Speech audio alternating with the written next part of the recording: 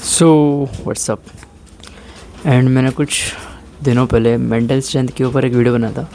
And उसके बाद मैंने कुछ और जर्नल की, कुछ और रिसर्च की। एंड सी मेरी रिसर्च ने बेसिकली, मैं किसी भी आउटवर्ड सोर्स डाटा नहीं देखता।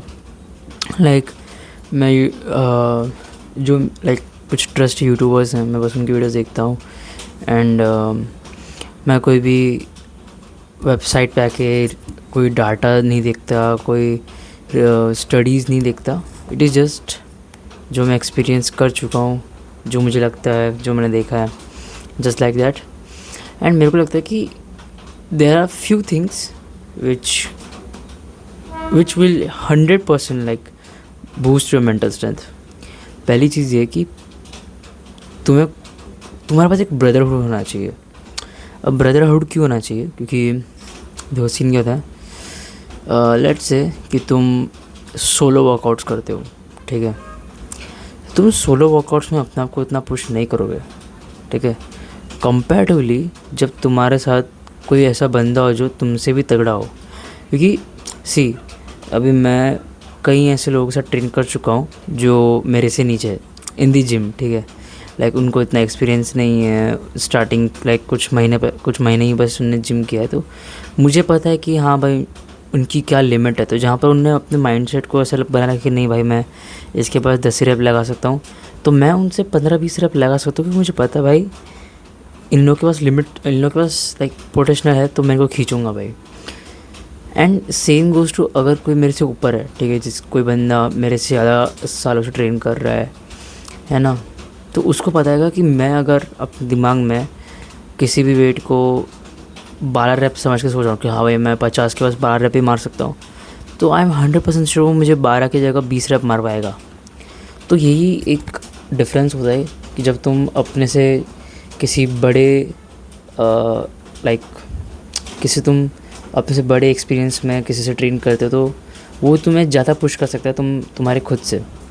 And let's say if you do solo workouts, क्योंकि मेरा भी most of the days solo workouts होते हैं। एंड जब भी मैं किसी साथ ट्रेन करता हूँ, सो आई रियली फील कि अब मैं एक ऐसे लेवल पे आ चुका हूँ जहाँ पर शायद कहीं ना कहीं मैं अपने सारे दोस्तों को सरपास कर चुका हूँ in matters of strength and everything like in gym, ठीक है।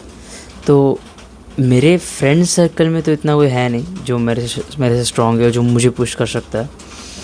हाँ भी वो बात अलग है कि तुम अपने किसी ट्रेनर को बुला लो तो तुम वो भी कर सकते हो। But if you are like socially retarded, ठीक है, अगर तुम्हें उतने इंटरेक्शन नहीं पसंद and you are just you want to lock in your solo workouts, तो मैं एक चीज़ सजेस्ट करूँगा कि भूल जाओ कि तुम्हें से कितने रेप्स मारने हैं।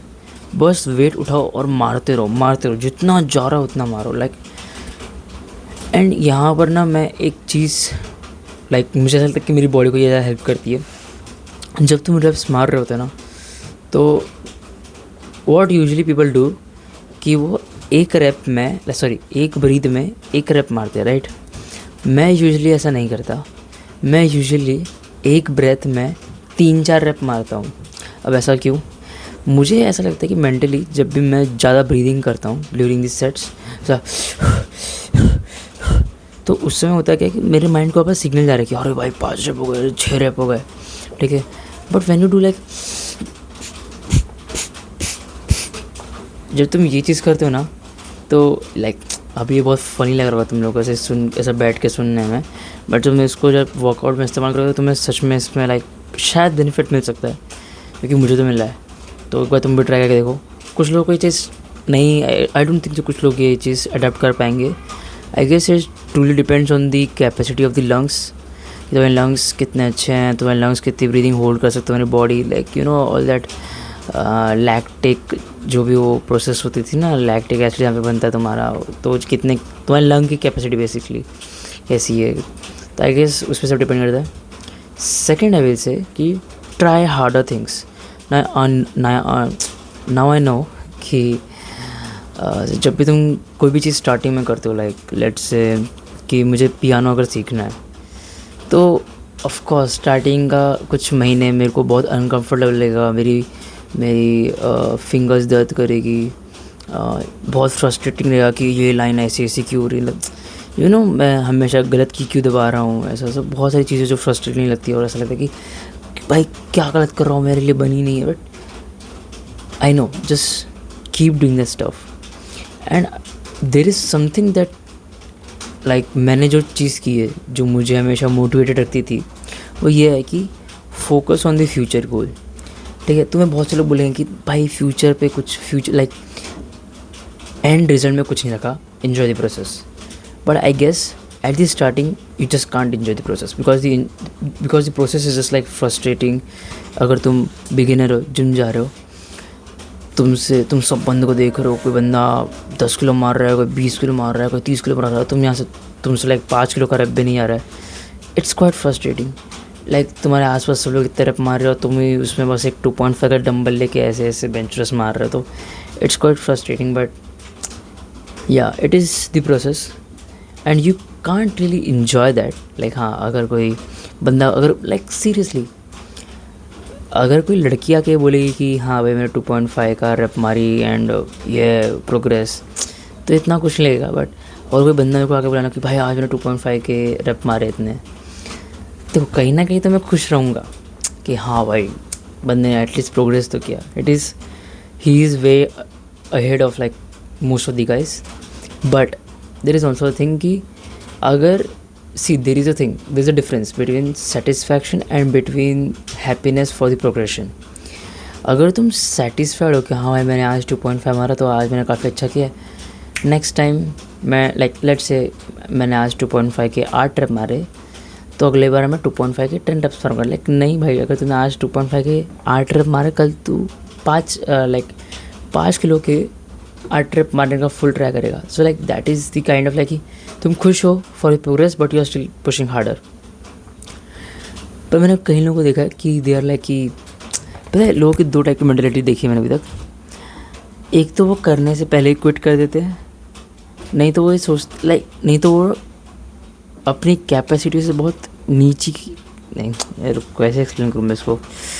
देखो, पहला केस तो ये होता है कि लेट्स से कि किसी बंदे में डेडलिफ्ट है, किसी बंदे में पोटेंशियल है 100 किलो का डेडलिफ्ट मारने का. ठीक है, अभी वो उसका आज तक कभी 100 किलो गया नहीं है नहीं, उसने कभी उठाया नहीं है, उसने आज तक बस 70 किलो उठाया. तो ना वो अपने आप को पहले से मेंटली प्रिपेयर करता है कि हाँ भाई मेरे से 100 किलो नहीं उठने वाला. सो व्हाट इज़ डूइंग कि उसने खेलने से पहले ही वो हार चुका है. ठीक है. सेकेंड केस जो है वो ये है कि बहुत से लोग कैसे होते हैं कि अगर उनके पास पोटेंशियल है 100 खींचने का, तो भी वो 100 नहीं खींचेंगे, वो 80 या 90 लेंगे और उसको उठा के खुश हो जाएंगे. And this is the thing. मेरा एक बहुत पुराना प्रिंसिपल है इन दी वर्कआउट कि अगर बॉडी बिल्डिंग में बोलूँ तो अगर मैं किसी भी वेट के 8 ट्रैप लगा पा रहा हूँ, तो मैं अगले सेट में या फिर अगले वर्कआउट सेशन में उसके ऊपर का वेट लेके मैं उसके रेप्स खींचने का ट्राई करूँगा. सो लेट्स से अगर मैंने आज 20 किलो के डंबल से चेस्ट प्रेस मारा है 8 रेप के लिए, तो मैं वापस 20 किलो का डंबल नहीं उठाऊंगा या फिर मैं वेट ड्रॉप नहीं करूँगा. मैं अगले सेट में 25 किलो उठाऊंगा और उसके जितने रेप जाते उतने मारूंगा. ठीक है. Same goes to deadlift. अगर तुमने मेरा कुछ डेडलिफ्ट व्लॉग्स देखे होंगे तो तुमने आपने नोटिस किया होगा कि मैं कभी भी रुकता नहीं हूँ. लेट्स से अगर मैं मेंटली प्रिपेयर होके आया हूँ PR 150 के लिए एंड मैं गया एंड 150 बहुत इजीली गया,